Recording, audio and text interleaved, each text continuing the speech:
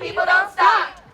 Ain't no power like the power of the people, because the power of the people don't stop. Say what? Ain't no power like the power of the people, because the power of the people don't stop. One more time. Ain't no power like the power of the people, because the power of the people don't stop. I don't know about you guys, but whenever I'm out here in front of any of these big buildings, I'm only really asking for one thing, and that's my right to live the rest of my life. That's all I'm asking for. That's what we're all asking for, is our right to live the rest of my life without it being cut off by the barrel of a gun in my first period, or without it being cut off because I don't have access to the medical procedures I need to save my life, or without it being cut off because of air pollution and water pollution from the emissions of fossil fuels. All we're asking for is the rights for us to live. And why are they so opposed to that? Aren't they supposed to be protecting us?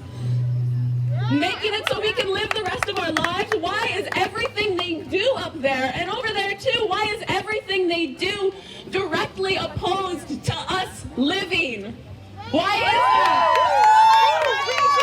There are so many people who just don't get it, and it sucks because it's the people who should get it and who should be protecting us, and it's, you know, adults who aren't in the streets like you, thank you so much for being here, who aren't in the streets, the people who are in the houses of power, they don't get it, right? Like, if you have never cowered in the corner of a classroom, hiding like over by the cubbies, but you know that you're in full view of the door, and if a shooter walked in, you would definitely be dead. If you've never been in that situation, you don't fucking get it. If you've never been crying on your parents' bed at like 1 a.m., even though you know you have an exam tomorrow, but you're having a fucking panic attack because you don't know if you're gonna have a livable future and your parents can't tell you that it's gonna be okay, you don't fucking get it. And the people in power, they don't fucking get it, or they'd be fighting for us. Show me what resistance looks like. This is what resistance looks like. Show me what community looks like. This is what community looks like. Show me what community looks like. This is what community looks like. Show me what resistance looks like. This is what resistance looks like. Show me what community looks like. This is what community looks like. I'm here because I'm deeply concerned about the issue of abortion, because this religious right fascist group is trying to ban abortion, claiming it violates their religious liberty and their religious freedom. But I'm Jewish. Abortion is completely allowed in Judaism. It is required at times. Now, what times depends on the rabbi, but if you ban legal, safe abortion, you are banning elements of Jewish law. And if they're going to make a religious argument, well, they're infringing upon my religious freedom, and I should have the freedom to choose if I can have abortion. They are going to do a slippery slope argument. They keep arguing when life begins. How's it going to stop? They're going to ban birth control. It's absolutely in their plan, and we need to fight back, and we absolutely need to regulate guns better. Why the hell should an 18-year-old buy an AR-15? Why the hell should people be able to have thousands of rounds of ammo? No one needs that. Thank you. Thank you. Oppressive systems got to go. Hey, hey. Ho, ho. Oppressive systems got to go. Hey, hey. Ho, ho. Oppressive systems got to go. Hey, hey. Ho, ho. Oppressive systems got to go. Hey, hey. Ho, ho. Oppressive systems got to go. Hey, hey. Ho, ho. Oppressive systems got to go. One more time. Ho, ho. Oppressive systems got to go. Rise up and join the fight. Abortion is a human right. Rise up and join the fight. Abortion is a human right. Abortion is a human right. They say no choice. We say pro-choice. We say pro-choice. We say pro-choice. Wherever we touch, wherever we go. Yes means yes and no means no. Yes means yes and no means no. We will rise and use our voice. For our bodies and our choice. We will rise and use our voice. We will rise and use our voice. For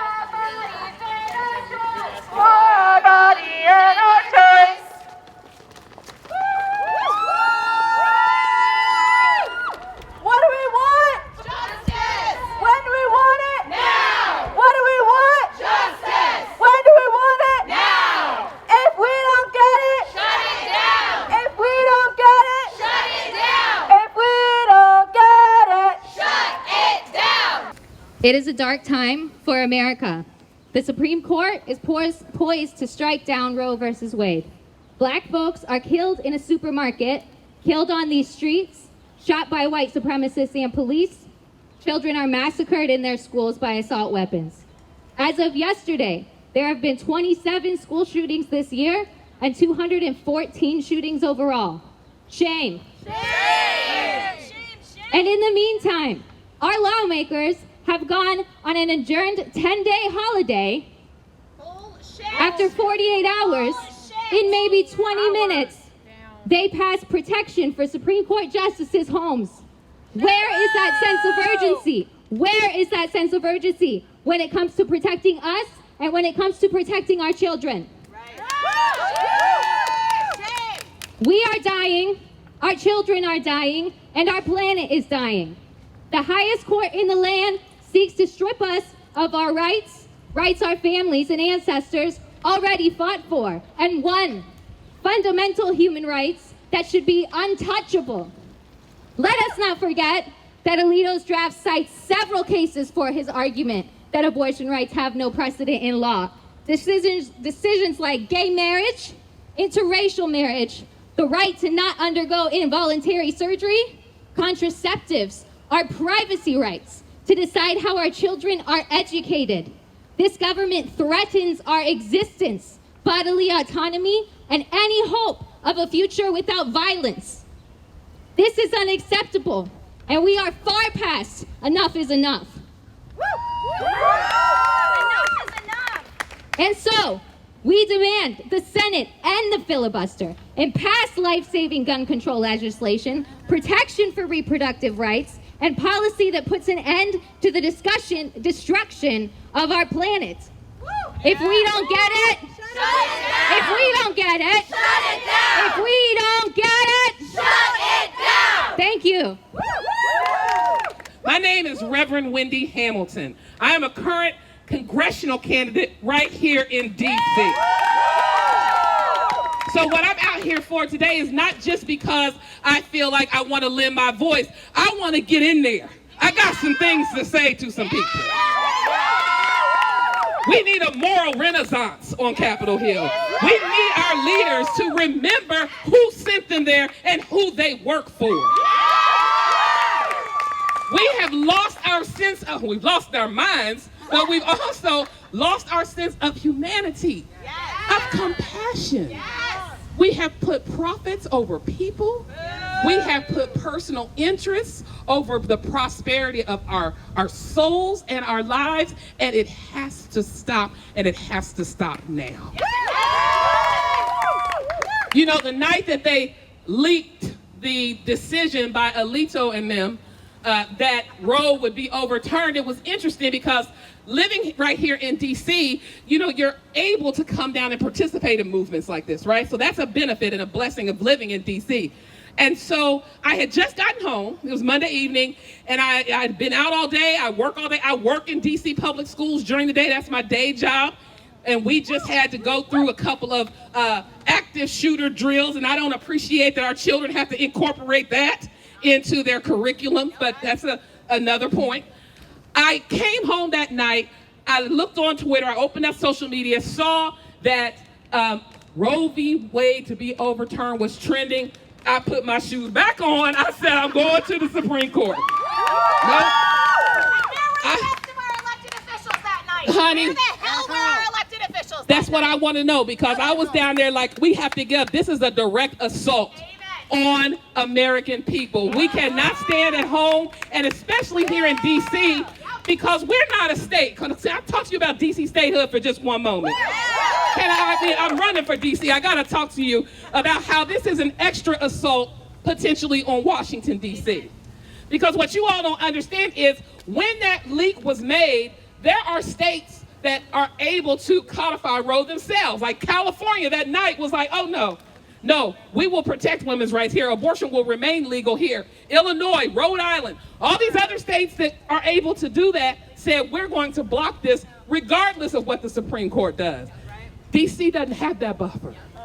We don't have a state legislature. If they overturn Roe v. Wade and then a Republican Congress comes in, God forbid, They can outright ban abortion in D.C. like that. And we have no recourse. We need statehood right now.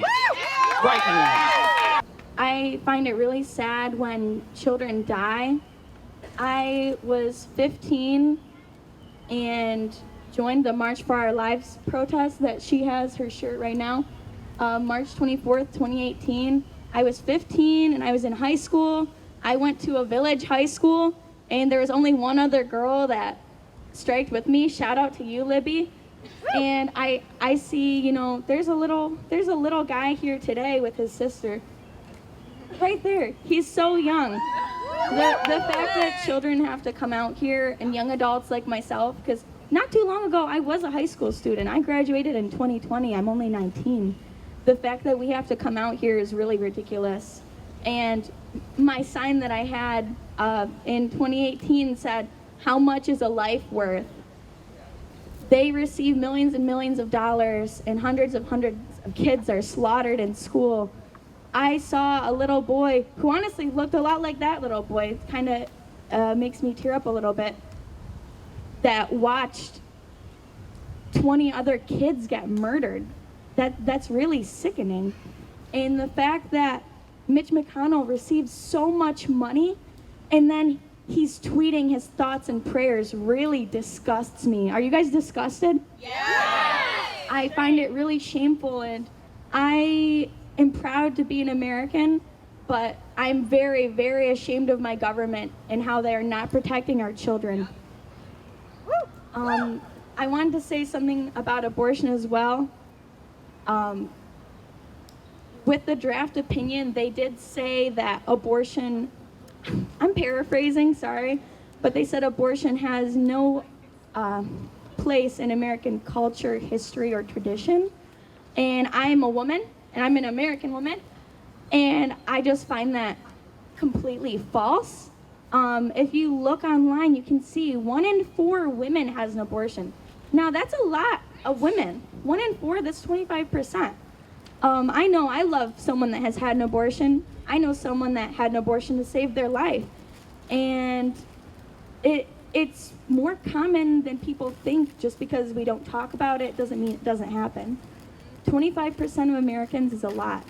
And I am wondering whether perhaps because the court is predominantly male, that they might not see my experience as an American woman as an American experience, because I don't fit their version of an American, which is a straight, white, heterosexual man. But I'm the daughter of an immigrant. I'm 19. I'm a college dropout. I'm a couple different things, but I am American through and through. I was born in Michigan, and abortion is part of the history of my family. You know, it's part of the history of women. And the fact that they're trying to use the lack of presence of abortion in American history to stop it is ridiculous. I'm ready to give this up to someone else now. Thank you, everybody. They are not pro-life. They are not for women. They don't care about children. They don't care about the most vulnerable amongst our society. They're not pro-life. They're pro-birth, and they're anti-choice. And just as the First Amendment protects our bodies from the religious beliefs of others, the Second Amendment should not be allowed to perpetuate the slaughter of innocents. Our children, our brothers and sisters of color, and every single citizen of this nation deserves to be protected in their own life, liberty, and pursuit of happiness.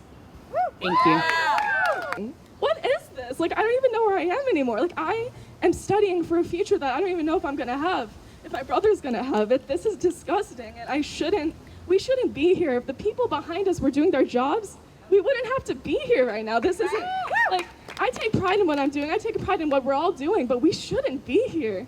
This is disgusting, and we can't let this die with the 19 kids and the thousands of kids that have died to gun violence. We will not let this die with them. And I am just really honored to be here right now, and thank you all for taking the time today. And I just want to show my brother, who's a very shy kid, that it's possible to hold a mic and speak for rights. Thank you. Thank you. And I don't think people who aren't in school right now understand how pervasive this is. That even when it's not you, you feel it. You feel it all around you. And not just in schools. I have 2 close friends that through being just, while they were children, their fathers were killed by gun violence. In this city, in DC, it's everywhere in my life, you know? The more I think about it, the more I see it. And it's not getting better right now. And you know, there's been a lot of rhetoric from conservative politicians saying that it's not about guns, it's about mental health. And to that I say, it can be about mental health, it can be about welfare, it can be about a million other things, but you're not fixing that either. You're not fixing that either. If you think it's about mental health, fix it. It's like, you can't just sit there and say that guns aren't the problem just to save them. But that's exactly what's happening. Why are you clinging to them? Why are you clinging to what is killing my friends and my friends' fathers and everyone around me? Right. And so I guess I just wanted to come up here and say how I was feeling as someone who, you know, who has had to have these conversations in my classrooms a million times of what do we do when there's a shooter, and how do we feel, you know, going into school the next morning after hearing that there was a shooter at another school, and after hearing that there was a shooter in another school while we're in school, and everything just stops for a little bit when everyone hears at the same time, because that could have been us. That really could have been us. Thank you. I feel like Anna was saying, like, if you're not in school, you just don't get it. Like, I want to explain to adults how much it's in our everyday lives in the classroom. Like, there's a sign in every single classroom that explains what to do if there's a code blue and a code red, and it goes like, code blue is what happens if there's something going on outside. Code red is what happens if there's something going on inside the building. Here's how to lock down. There's these little things on our doors that prevent the door from being locked unless there's a shooter, and then we can like slide it out of the way and it'll lock really quickly and you won't have to leave the classroom to like turn the key. Every time when I would go to the bathroom in school, I would have like a little bit of anxiety because what if something happens while I'm in the bathroom and I'm like trapped outside of the classroom? There's these things over the windows in our classroom so that we can put it down really quickly in case there's a shooter, and then we can like be really quiet. And it's insane because we have all these methods, and yet so many times we feel like it's still not enough, and we still feel like we're in so much danger. And now, as someone who I left the school system, I thought it'd be over, but my dad's a principal, so I'm also now constantly thinking about the school system, constantly thinking about, you know, how his students are impacted by COVID, by all of these things, constantly hearing stories of how they are dealing with so much trauma. And he teaches a school that goes up to 2nd grade. These little kids are dealing with so much trauma, and that comes out in so many ways in their school lives that they can't even learn anymore, and they have to be like taken out of class, and they have to deal with all of this trauma from the pandemic, from this stuff like this. Yeah, and I know parents feel it in a very unique way, things like this, but I think that people really need to understand what it's like to be in a school right now. Thanks. We'll start with that, and let's call it a massacre. Let's call it what it is. I'm sorry if I mispronounce anything, is in no disrespect to these people. Nevaeh Alyssa Bravo, age 10. Jackie Cazares, age 9. McKenna Lee Elrod, age 10. Jose Flores, age 10. Eliana Garcia, 9. Irma Garcia, 48, a teacher. Uzziah Garcia, 10. Amory Jo Garza, 10. Her family wanted us to let you know that she is loved so much, and she still has so much life ahead of her. Xavier Lopez, 10. Jace Carmelo Luvianos, 10. Tess Marie Mata, 10. Miranda Gail Mathis, 11. Eva Morales, 44. Alithia Haven Ramirez, 10. Annabelle Rodriguez, 10. Mate Juliana Rodriguez, 10. Alexandria Anaya Rubio, 10. Layla Salazar, 10. Jaila Silguero, 10. Ellie Torres, 10. Rogelio Torres, 10. As well as their names, a high school student who reached out to Fridays for Future wanted us to let you know, thoughts and prayers are not enough. They want actual action from Governor Abbott, so more communities don't have to suffer like they did. What Greg Abbott did at their auditorium, he says, is a disgrace. Things need to change, and they won't change under Abbott. I can't believe we have to read the names of victims from 2 shootings today. 2 shootings. Babies. These are the victims of the Buffalo Massacre. Roberta Drury, age 32. Margus Morrison, 52. Andre McNeil, 53. Aaron Salter, 55. Geraldine Talley, 62. Celestine Cheney, 65. Hayward Patterson, 67. Catherine Massey, 72. Pearl Young, 72. And Ruth Whitfield, 86. May they go in love. We know they didn't get the chance to say goodbye. We say goodbye to them and let them know that they're here with us today. Thank you all.